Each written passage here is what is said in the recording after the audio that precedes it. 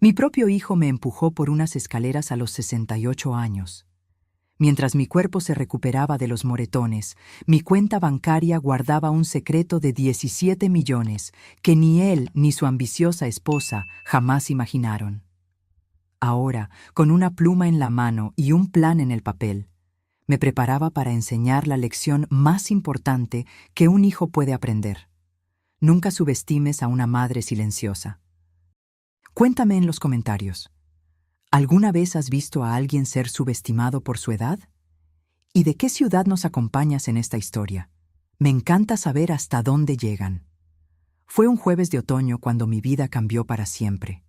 Las hojas caían afuera, doradas y relucientes, mientras yo caía dentro de mi propia casa.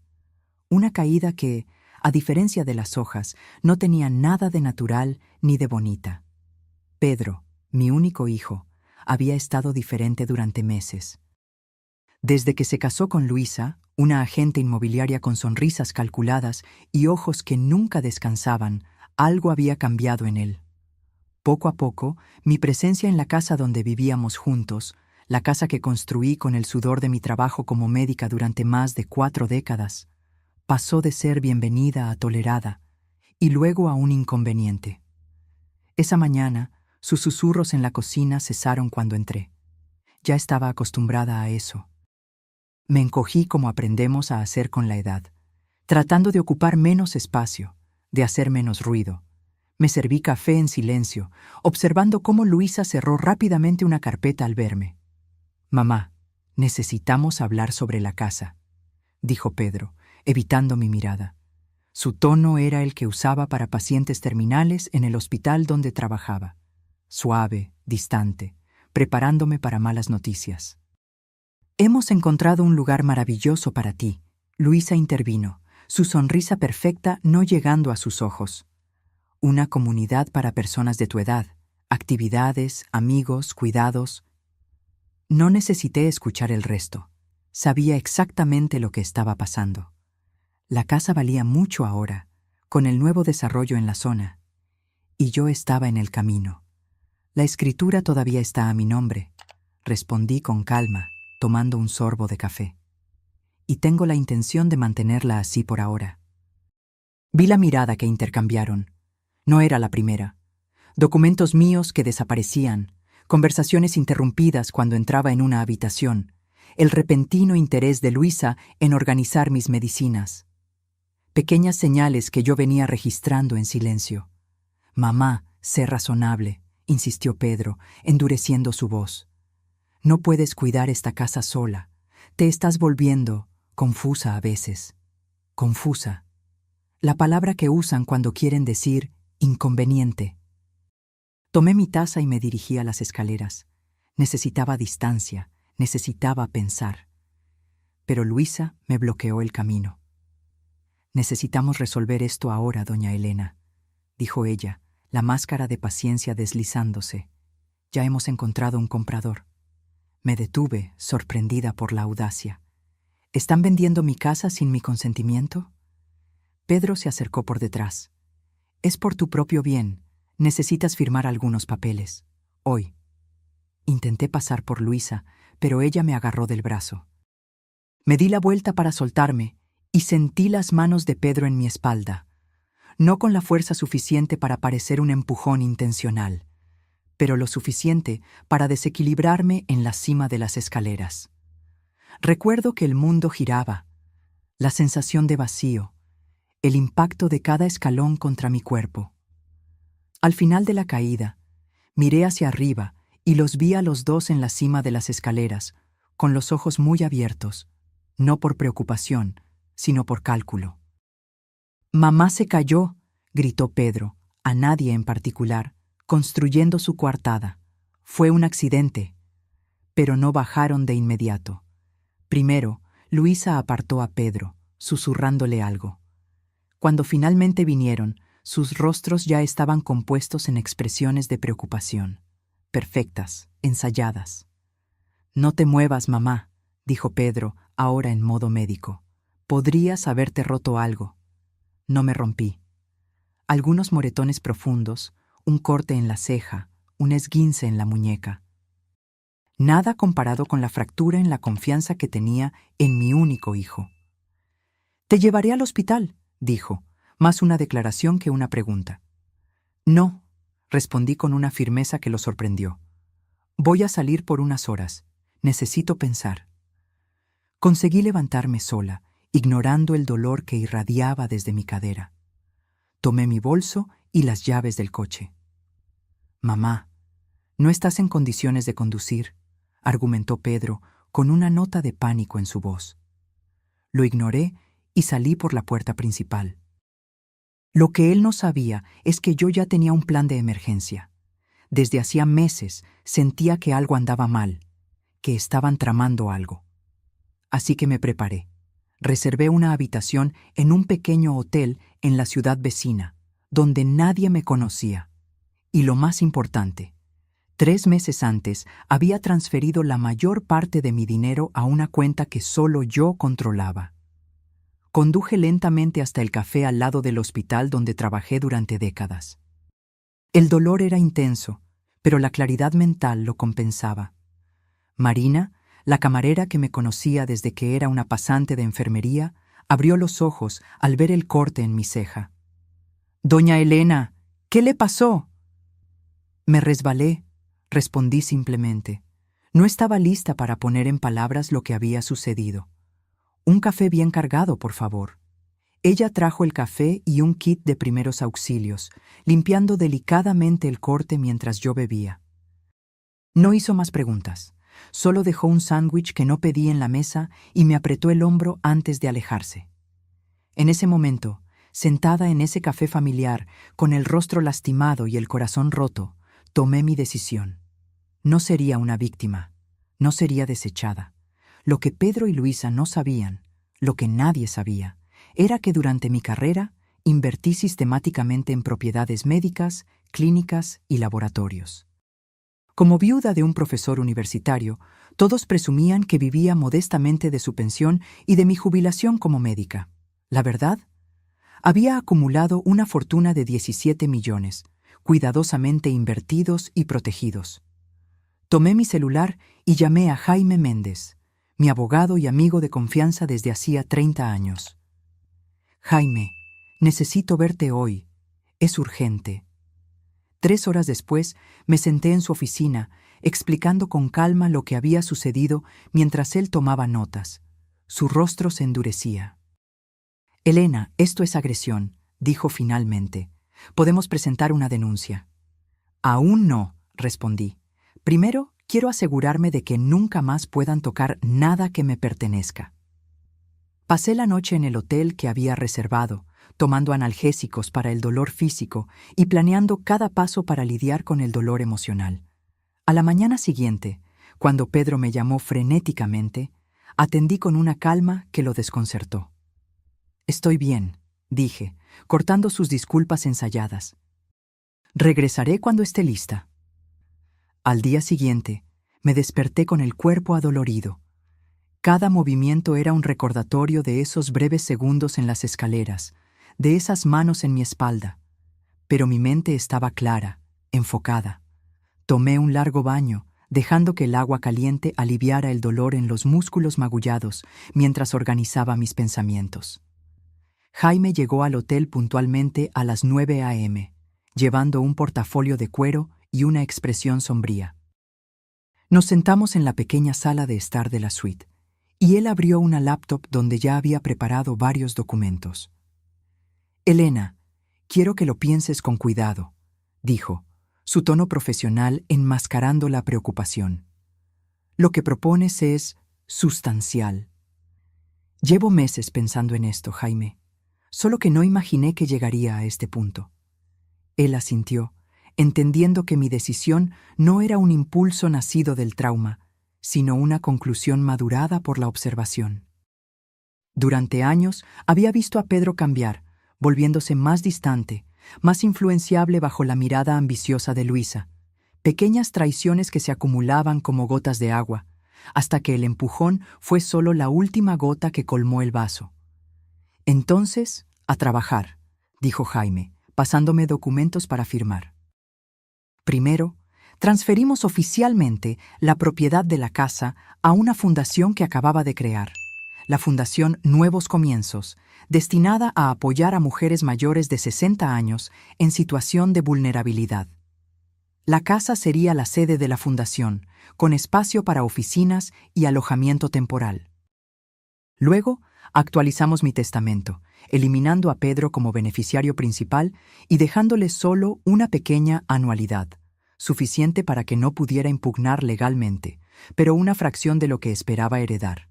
Finalmente, creamos un poder notarial para decisiones de salud, nombrando a Jaime y a mi antigua colega del hospital, la doctora Carmen Oliveira, como responsables de decisiones médicas en caso de que yo no pudiera tomarlas. Pedro ya no tendría el poder de decidir sobre mi salud o mis internaciones. ¿Y qué hay de la evidencia del incidente?, preguntó Jaime con cautela. Sonreí, sintiendo una mezcla de tristeza y determinación. Tengo algo que no esperaban. 2 meses antes, preocupada por objetos que desaparecían y conversaciones sospechosas, instalé discretamente cámaras de seguridad en la casa. No era paranoia, era experiencia. En 40 años como médica, aprendí a reconocer las señales de abuso contra ancianos. Nunca imaginé que aplicaría ese conocimiento a mi propia vida. Las cámaras lo capturaron todo, expliqué, entregándole a Jaime un pequeño pendrive. El empujón, la conversación de ellos después, la demora en socorrerme, todo. Jaime vio el video en silencio. Su rostro se endurecía. Cuando terminó, cerró la laptop con un movimiento decidido. Esto lo cambia todo, Elena. Tenemos evidencia concreta. No quiero presentar una denuncia. Aún, expliqué. Quiero que ellos sepan que tengo esto, que entendieron lo que hicieron, que se den cuenta de las consecuencias. Después, decidiremos los próximos pasos. Jaime no parecía convencido, pero respetó mi decisión. Antes de irse, tomó mis manos entre las suyas. Ten cuidado. La gente desesperada hace cosas desesperadas. Esa tarde, contraté una empresa de mudanzas para retirar mis pertenencias personales de la casa, ropa, documentos, objetos sentimentales. Les di instrucciones de ir cuando Pedro estuviera en el hospital, durante su turno. También contraté una empresa de seguridad para cambiar las cerraduras después de la mudanza de mis pertenencias. Mientras esto sucedía, alquilé un cómodo apartamento en el centro de la ciudad, cerca del parque donde solía caminar todas las mañanas. Un nuevo comienzo, en mis propios términos. Mi celular no paraba de sonar. Pedro, Luisa, incluso amigos en común que claramente habían escuchado una versión editada de los eventos. No atendí ninguna llamada. En cambio, envié un único mensaje a Pedro. Estoy bien, me quedaré en otro lugar por ahora. Te pido que respetes mi espacio. La respuesta llegó casi al instante. Mamá, por favor, nos estás asustando. Fue un accidente. Necesitamos cuidar de ti. No respondí. Esa palabra, accidente, ahora tenía un sabor amargo. Los accidentes no son precedidos por planes de vender la casa sin consentimiento. Los accidentes no son seguidos por susurros calculadores antes de ofrecer ayuda. Al día siguiente, recibí una llamada de Marina, la camarera del café. Doña Elena, su hijo estuvo aquí preguntando por usted. Parecía bastante trastornado. ¿Qué le dijiste? Solo que la vi el otro día, pero no mencioné las heridas. Algo me dijo que fuera discreta. Gracias, Marina. Hiciste bien. Ella dudó antes de continuar. Doña Elena, cuando entró al café con ese corte, me recordó a mi abuela. Ella también se resbalaba mucho cuando vivía con mi tío. Sentí un nudo en la garganta. Estoy lidiando con eso, Marina. No te preocupes. Si necesita algo, aquí estamos. Todos nosotros en el café. Usted ha ayudado a mucha gente en esta ciudad a lo largo de los años. Sus palabras me reconfortaron. Durante décadas como médica en una ciudad pequeña, traté a generaciones de familias. Acompañé nacimientos, enfermedades, recuperaciones y, sí, muertes. Construí una red de relaciones basada en la confianza y el respeto. Era hora de activar esa red. Después de una semana en el nuevo apartamento, con todos los documentos legales organizados, decidí dar el siguiente paso. Envié un correo electrónico formal a Pedro y Luisa. Estimados, por medio de la presente, les informo que no volveré a residir en la casa de la calle de las Palmeras. La propiedad ahora pertenece legalmente a la Fundación Nuevos Comienzos, según la documentación registrada en la notaría la semana pasada. También les informo que poseo evidencia del incidente ocurrido el jueves pasado, incluyendo grabaciones de video y documentación médica de las heridas resultantes.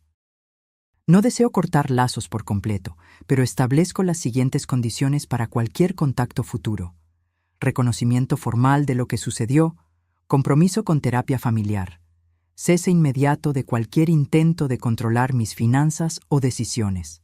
Atentamente, doctora Elena Campos. Hice clic en enviar y dejé el celular a un lado, sintiendo que un peso se quitaba de mis hombros. Era el primer paso para reconstruir mi vida en mis propios términos.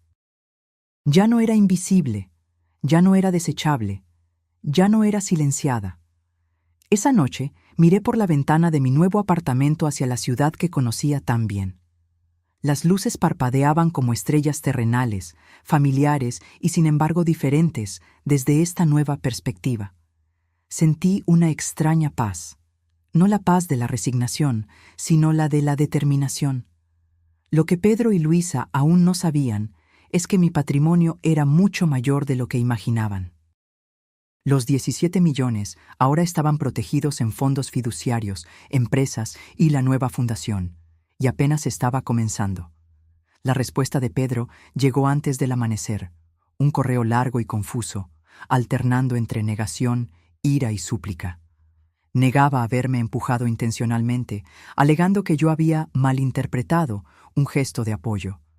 Me acusaba de ingratitud después de todo lo que él había sacrificado para cuidarme.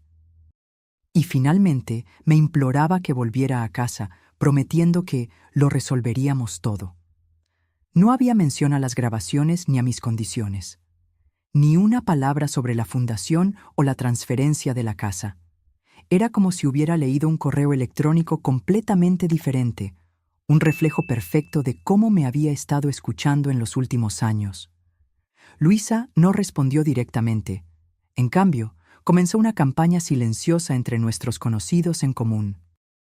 Amigos llamaban preocupados, diciendo que habían oído que yo estaba confusa, tal vez sufriendo de demencia precoz, que Pedro estaba devastado con mi condición y mi comportamiento errático. Yo escuchaba pacientemente, agradecía la preocupación y luego, con calma, los invitaba a tomar un café en mi nuevo apartamento. Cuando venían, y la mayoría lo hizo, movida por la curiosidad o la genuina preocupación, no encontraban a una anciana confusa, sino a la misma médica articulada y perspicaz que conocían desde hacía décadas. Carmen, mi colega de residencia y amiga de 40 años, fue la primera en visitar. Trajo flores y una mirada desconfiada. Luisa me llamó, dijo, mientras yo servía té en el pequeño balcón. Dijo que estabas teniendo episodios. Sonreí poniendo la tetera sobre la mesa. ¿Qué tipo de episodios exactamente? Paranoia, agresividad, confusión. Carmen estudió mi rostro mientras hablaba, sus ojos de médica evaluando clínicamente. En respuesta, abrí mi laptop y le mostré las grabaciones. El empujón, la conversación susurrada en la cima de las escaleras mientras yo gemía en el suelo, los días de comentarios condescendientes y manipulaciones sutiles que precedieron al incidente. Cuando terminamos de ver, Carmen estaba pálida. Dios mío, Elena. ¿Por qué no me lo contaste antes? Porque es mi hijo, respondí simplemente. Quería creer que estaba imaginando cosas, quería estar equivocada. Ella me tomó la mano. ¿Qué puedo hacer? Sé mi testigo. Cuando la gente pregunte, di la verdad. No estoy senil, no estoy confusa. Me estoy protegiendo a mí misma. Carmen hizo más que eso. Como médica respetada en la comunidad, su palabra tenía peso. En cuestión de días, la narrativa cuidadosamente construida por Luisa comenzó a desmoronarse. En la segunda semana en mi nuevo hogar, recibí una llamada inesperada del doctor Soares, director del hospital donde Pedro trabajaba y mi antiguo jefe. «Elena, necesitamos hablar sobre Pedro», dijo sin preámbulos. «¿Qué pasó, Roberto?» «Él está desestabilizado. Ha cometido algunos errores en el trabajo. Nada grave aún, pero estoy preocupado. Y hay rumores circulando sobre lo que pasó entre ustedes». Suspiré profundamente. «Los rumores son ciertos, Roberto. Tengo evidencia». Silencio al otro lado de la línea. Luego, ¿tienes la intención de hacerlo público? No es mi intención perjudicar su carrera. Solo quiero vivir en paz y seguridad. Entiendo. Otra pausa. Le sugerí que tomara una licencia, para buscar ayuda. Si puedes posponer cualquier acción legal hasta que veamos si responde al tratamiento. Cerré los ojos, sintiendo ese antiguo dolor materno, el deseo instintivo de proteger a mi hijo, incluso cuando me lastimó. Esperaré, Roberto. Pero no puedo prometer por cuánto tiempo. Después de colgar, me quedé mirando por la ventana, observando a las personas pasar abajo, cada una llevando sus propias historias invisibles. ¿Cuántas de esas personas sonriendo escondían dolores como el mío? ¿Cuántas habían sido traicionadas por aquellos que se suponía que las amaban? Fue en ese momento que decidí expandir el alcance de la Fundación Nuevos Comienzos. No sería solo un refugio temporal, sino un centro de recursos completo: asistencia legal, consejería, planificación financiera, todo dirigido a mujeres ancianas en transición. Mujeres como yo, pero tal vez sin los recursos que yo tenía. Al día siguiente, programé una reunión con Jaime para discutir los detalles legales y financieros. Mientras preparábamos la documentación, recibí un ramo de flores. La tarjeta solo decía: «Por favor, encuéntrame. Necesito explicar. Pedro». No respondí. Las flores se marchitaron en el vestíbulo de entrada. 3 días después, apareció en el café donde solía desayunar. Parecía abatido, con ojeras profundas y la barba sin afeitar. Tan diferente del médico siempre impecable que orgullosamente presentaba a sus colegas. «Mamá», dijo de pie junto a mi mesa, pareciendo inseguro sobre si podía sentarse. «Pedro», respondí con calma, señalando la silla frente a mí. Se sentó, mirando nerviosamente a su alrededor como si temiera ser reconocido. «Necesitamos hablar. Te escucho. En privado. Estamos bien aquí». Tomé un sorbo de café, manteniendo mis ojos en los suyos. Bajó la voz. «¿Qué estás haciendo? Esas historias que estás difundiendo. La casa». «No estoy difundiendo historias, Pedro. Estoy diciendo la verdad, y en cuanto a la casa, ahora sirve a un propósito mayor. Es nuestra casa familiar». «Era mi casa», corregí suavemente. «Comprada con mi dinero, mantenida con mi trabajo. Tienes tu propia casa con Luisa». Se pasó la mano por el cabello, un gesto nervioso que reconocí de su infancia. «Mira, sé que hubo un malentendido. Nunca quise lastimarte. Fue un accidente. Te resbalaste. Tengo las grabaciones, Pedro». Mi voz seguía siendo tranquila, pero firme. Del empujón, de la conversación después, de todo. Su rostro palideció. «¿Qué grabaciones? ¿Nos estabas espiando?» «Me estaba protegiendo, y fue bueno que lo hiciera». Miró a su alrededor de nuevo, ahora claramente incómodo. «¿Qué quieres? ¿Dinero? ¿Es eso?» La pregunta me golpeó como una bofetada. Mi propio hijo pensaba que lo estaba chantajeando. «Quiero que busques ayuda, Pedro, para tu comportamiento, para tu ira, para esta persona en la que te has convertido, que apenas reconozco». «No necesito ayuda». Su voz se elevó, atrayendo miradas. «El doctor Soares no está de acuerdo. Me llamó preocupado por tus errores en el hospital». Pedro se puso rígido. «¿Hablaste con mi jefe? ¿Estás tratando de arruinar mi carrera también?» «Él me buscó, no al revés. Está preocupado como yo lo estoy». Esto es ridículo, te estás comportando como una anciana vengativa. Esas palabras debieron haber dolido, pero en cambio confirmaron lo que ya sabía. Este hombre sentado frente a mí ya no era el niño que crié. Creo que ya no tenemos nada más de qué hablar, Pedro. Puse dinero sobre la mesa para pagar mi café. Cuando estés listo para asumir la responsabilidad de lo que hiciste y buscar ayuda, sabes cómo encontrarme. Me levanté para irme, pero él me agarró la muñeca. No hemos terminado, no puedes simplemente quitarme todo así. La casa, tu herencia. Miré su mano en mi muñeca, luego a sus ojos. Suéltame, Pedro. Ahora. Algo en mi voz, o tal vez en las miradas de los otros clientes, hizo que me soltara. Salí del café sin mirar atrás, sintiendo su mirada furiosa en mi espalda. La noticia de la transformación de la casa en sede de la Fundación Nuevos Comienzos se extendió rápidamente por la ciudad. Era el tipo de chisme que a la gente le encanta compartir. Un giro inesperado, una historia de redención, un poco de drama familiar. Para mi sorpresa, la reacción fue mayoritariamente positiva. Antiguas pacientes llamaban ofreciendo apoyo, voluntariado y donaciones.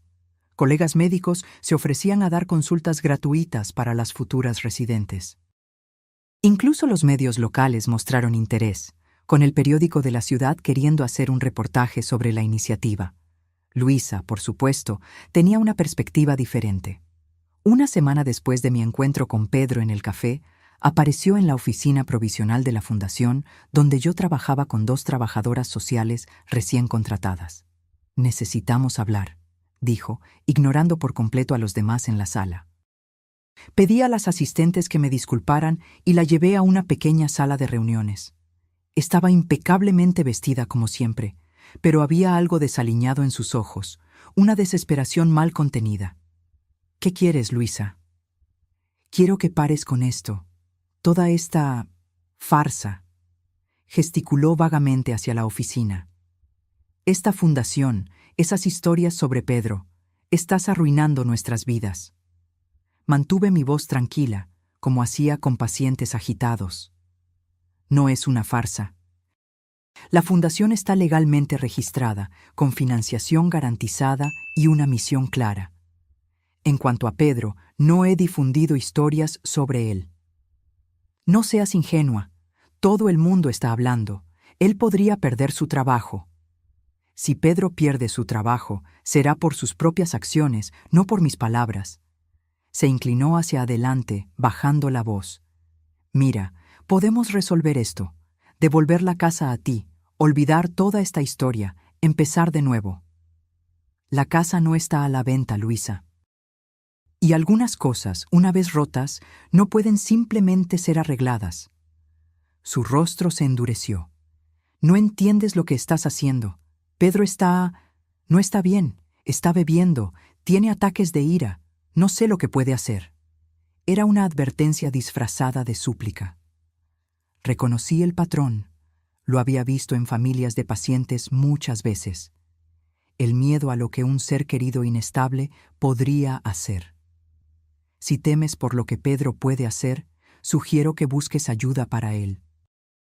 Y si temes por tu propia seguridad, hay apoyo disponible. Sus ojos se abrieron. «No estoy diciendo que me lastimaría. Estoy diciendo que él puede lastimarse a sí mismo. Entiendo tu preocupación, pero el chantaje emocional no funcionará conmigo, Luisa. Ya no».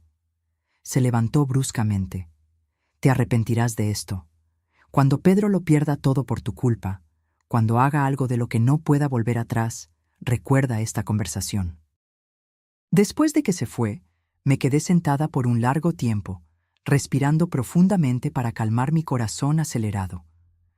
La amenaza velada me perturbó más de lo que quería admitir. Llamé a Jaime y le conté la conversación. «Debemos tomar esto en serio», dijo, con la preocupación evidente en su voz. «Voy a tramitar una orden de alejamiento preventiva. ¿Crees que es necesario? Elena, eres médica.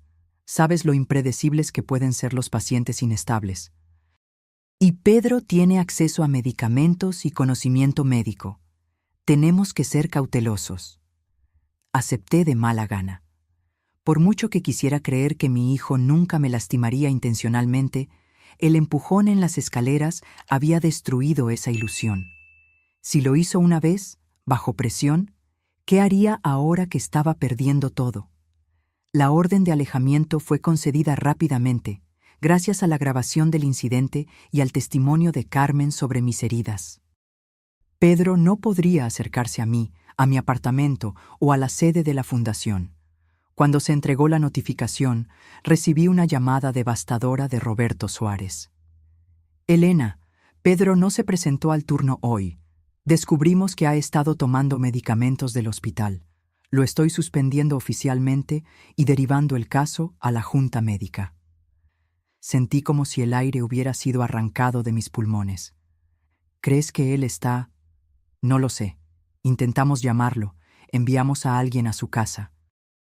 Luisa dice que salió anoche y no ha vuelto. Mi corazón de madre se encogió, ese vínculo primordial que persiste sin importar lo que haya sucedido. Si tienes noticias, serás la primera en saber. Pasé las siguientes horas en un estado de ansiosa expectativa. Una parte de mí quería salir a buscarlo, revisar todos los lugares que frecuentábamos cuando era niño. El parque con el viejo carrusel, la heladería en la plaza central, la biblioteca donde pasábamos las tardes lluviosas. Pero la parte racional de mí sabía que no sería seguro, ni para mí ni para él. A las 11 p.m., cuando ya me preparaba para una noche de insomnio, el teléfono sonó. Era Carmen. Encontraron a Pedro, dijo, su voz profesional enmascarando la emoción. Está en el Hospital Santa Clara. Sobredosis de medicamentos, Elena. Está estable, pero... No escuché el resto. Un zumbido llenó mis oídos. Imágenes de mi niño de 5 años sosteniendo un estetoscopio, del adolescente orgulloso con su primer uniforme médico, del hombre seguro de sí mismo el día de su graduación en medicina. Y ahora, acostado en una cama de hospital por su propia mano. «Voy para allá», dije, ya buscando mis llaves. «Elena, la orden de alejamiento. Al diablo con la orden de alejamiento. Es mi hijo». Cuando llegué al hospital, el mismo donde trabajé durante décadas, donde Pedro creció corriendo por los pasillos, fui recibida por el doctor Suárez. Su rostro estaba serio, pero sus ojos eran amables. «Él estará bien», me aseguró antes de que yo pudiera preguntar. «Lo encontramos a tiempo. Físicamente se recuperará por completo. ¿Y mentalmente?», Roberto suspiró. «Eso llevará más tiempo. Dejó una carta, Elena, para ti». Miré el sobre en sus manos, mi nombre escrito con la letra familiar de Pedro. «¿Luisa está aquí?»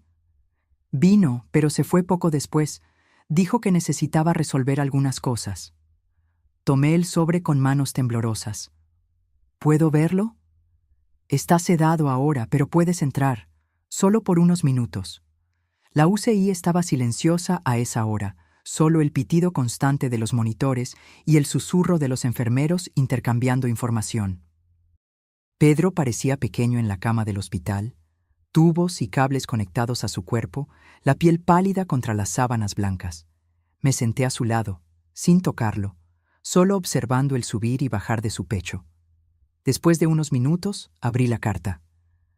«Mamá, cuando leas esto, tal vez ya no esté aquí. Ya no puedo vivir con lo que hice, con lo que me convertí. Desde que papá murió, sentí que necesitaba demostrar algo. Ser más, tener más. Luisa alentó eso, pero la culpa es mía. La elección fue mía». Ese día en las escaleras, yo sabía lo que estaba haciendo. No fue un empujón impulsivo, fue calculado. Pensé que si te lastimabas, podríamos convencerte de que necesitabas cuidados, que ya no podías vivir sola. El plan era internarte, asumir el control legal, vender la casa. Todo para un nuevo comienzo, una consulta propia, una vida que creí que merecía. Nunca imaginé que lo descubrirías, que estarías un paso por delante.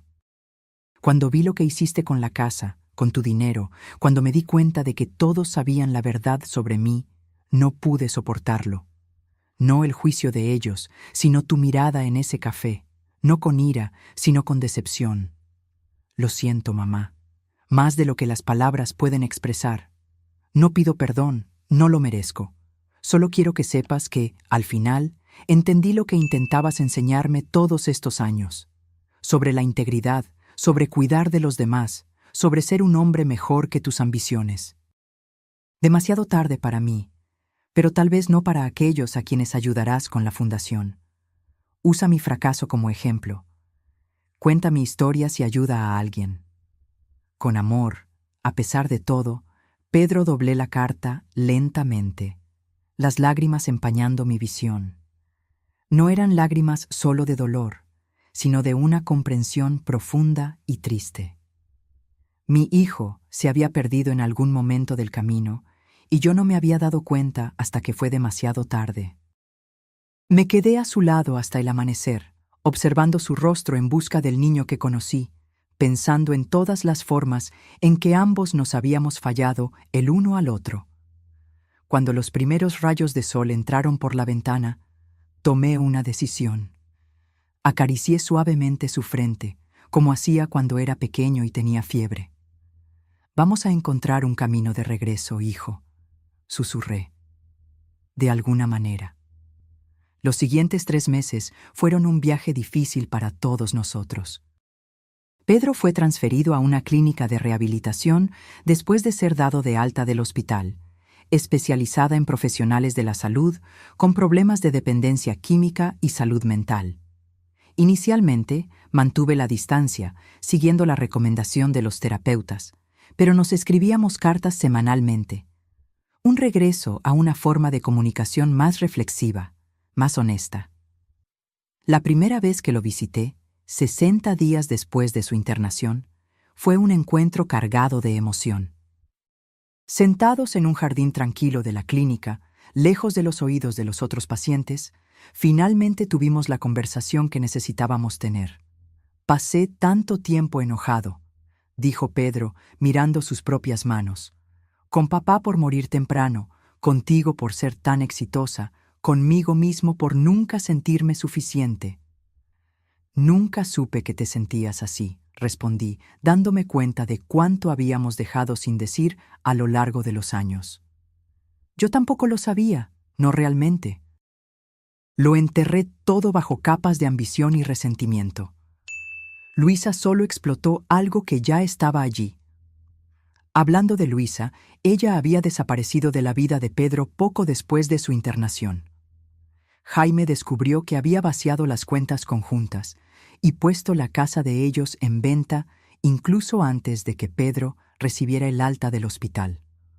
Un final predecible para una relación construida sobre la ambición compartida. «¿Qué pasó con la orden de alejamiento?», preguntó Pedro, mirándome directamente por primera vez.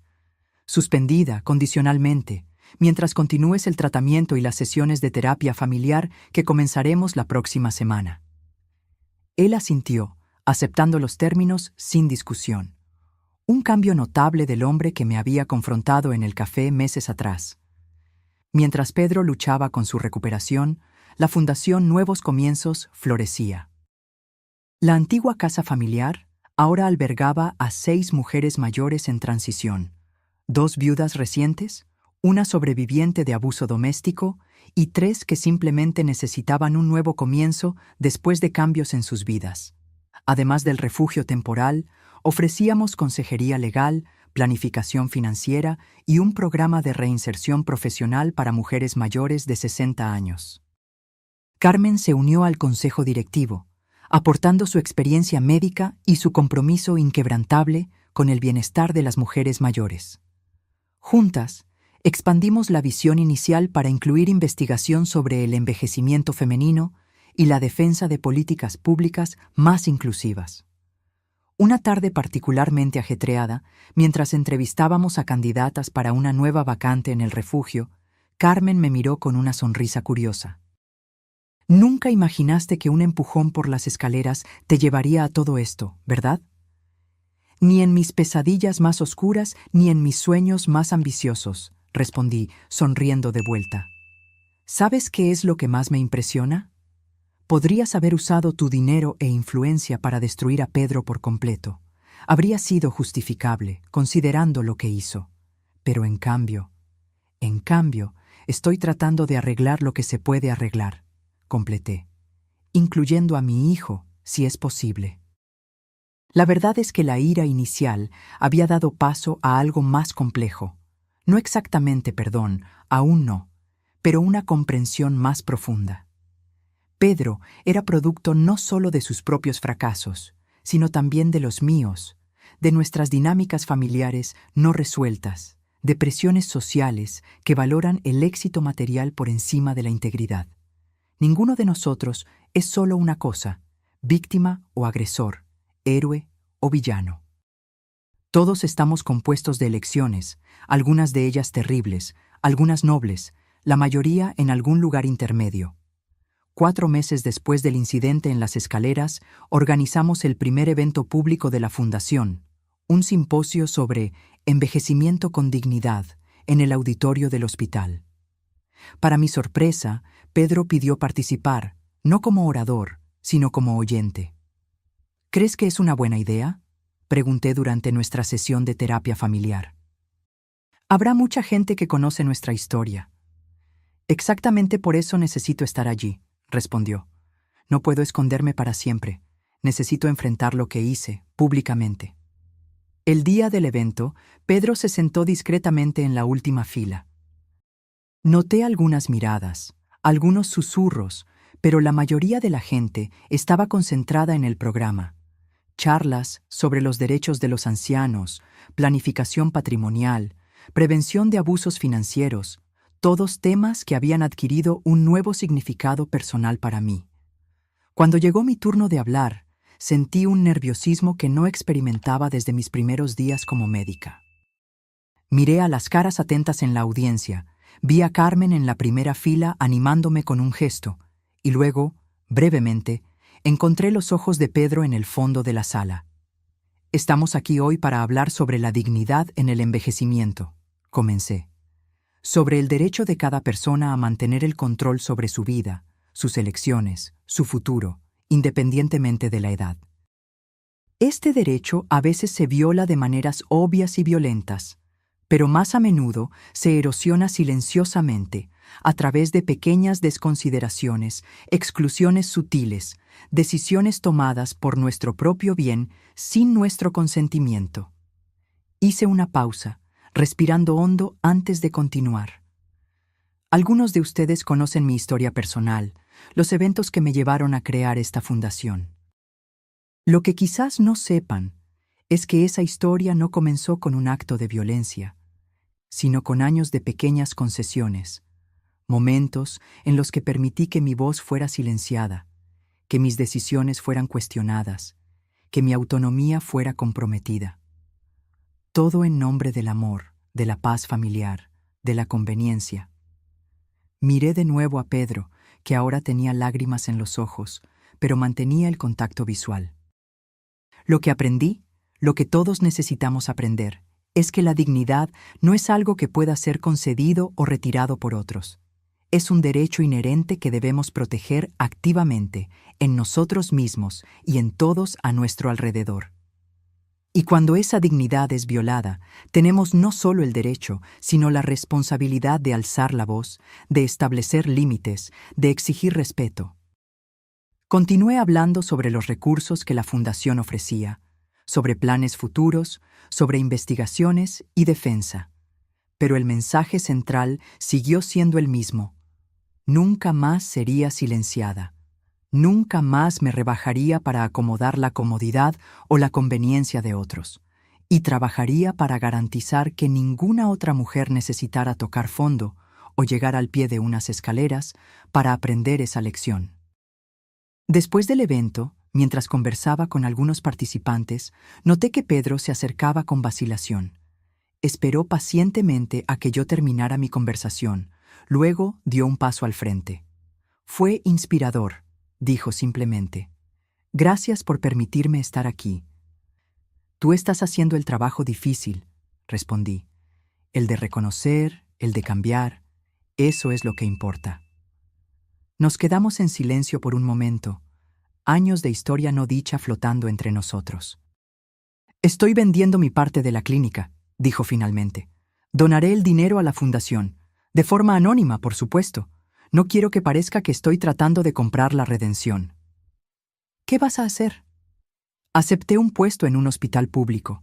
Salario menor, más horas, pero siento que es donde realmente puedo retribuir, y estoy considerando trabajo voluntario con poblaciones vulnerables, si me aceptan, considerando mi historial.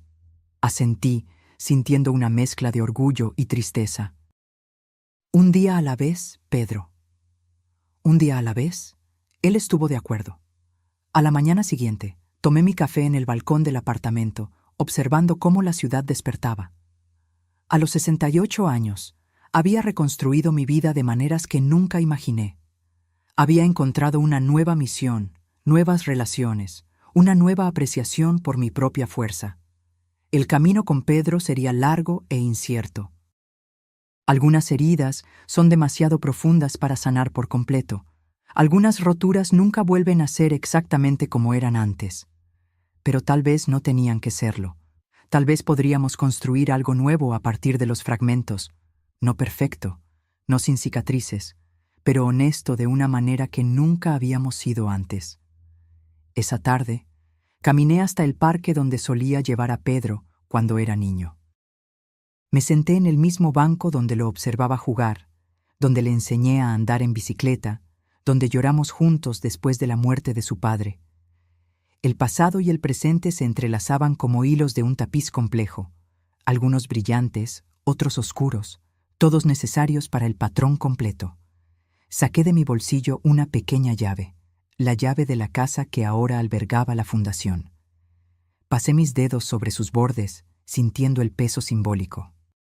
Esta llave representaba no solo un lugar físico, sino un cambio fundamental en la forma en que yo existía en el mundo. Ya no estaba disminuida, ya no era invisible, ya no era silenciada. Una anciana se sentó a mi lado, mirando con curiosidad la llave en mis manos.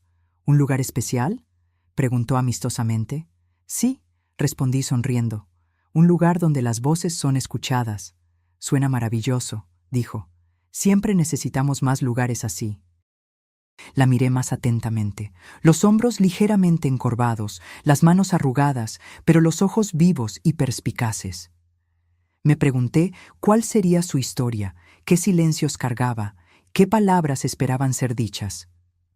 De hecho, dije, guardando la llave y extendiendo mi tarjeta, quizás le gustaría conocer este lugar, siempre estamos con las puertas abiertas. Ella tomó la tarjeta, leyendo el nombre de la fundación con creciente interés.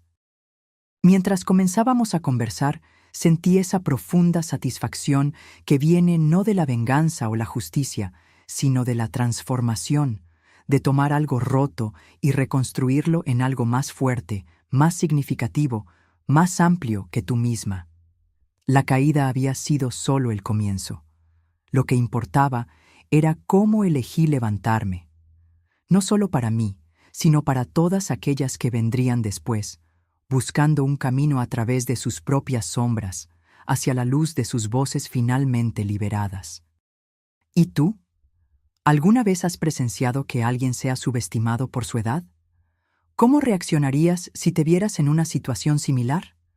Deja tu opinión en los comentarios y no olvides darle me gusta y suscribirte para más historias como esta.